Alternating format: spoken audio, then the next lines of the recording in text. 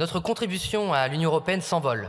Alors qu'elle atteindra 25 milliards d'euros en 2025, elle augmentera encore de 7 milliards d'euros net en 2026 et encore de 2 milliards d'euros en 2027. Elle atteindra donc 34 milliards d'euros selon les propres estimations de Bercy. C'est déjà le 6e budget de la nation. Cela deviendra donc le 4e budget de la nation devant l'éducation supérieure et la recherche.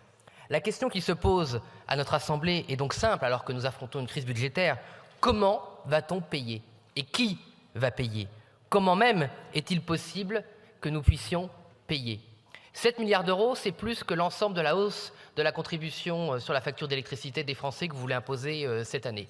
9 milliards d'euros, c'est 1 milliard de plus que la taxation exceptionnelle sur les entreprises que vous voulez créer.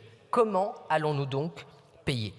Notre contribution nette à l'européenne, c'est-à-dire la différence, comme l'a dit le rapporteur général, entre ce que la France touche et ce qu'elle donne à l'Union européenne, n'atteignait seulement que 2 milliards d'euros en l'an 2000, à l'époque de Jacques Chirac et de Lionel Jospin. Il ne me semblait pas à l'époque que la France était eurosceptique et hélas, ni souverainiste. Elle est aujourd'hui de 10 milliards d'euros nets.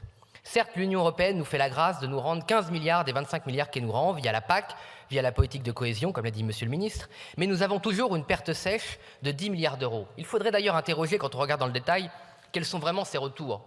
Par exemple, la Commission européenne estime comme un retour le financement des interconnexions électriques de la France au reste de l'Europe. Je pense qu'elle nous lèse plus qu'elle nous enrichit.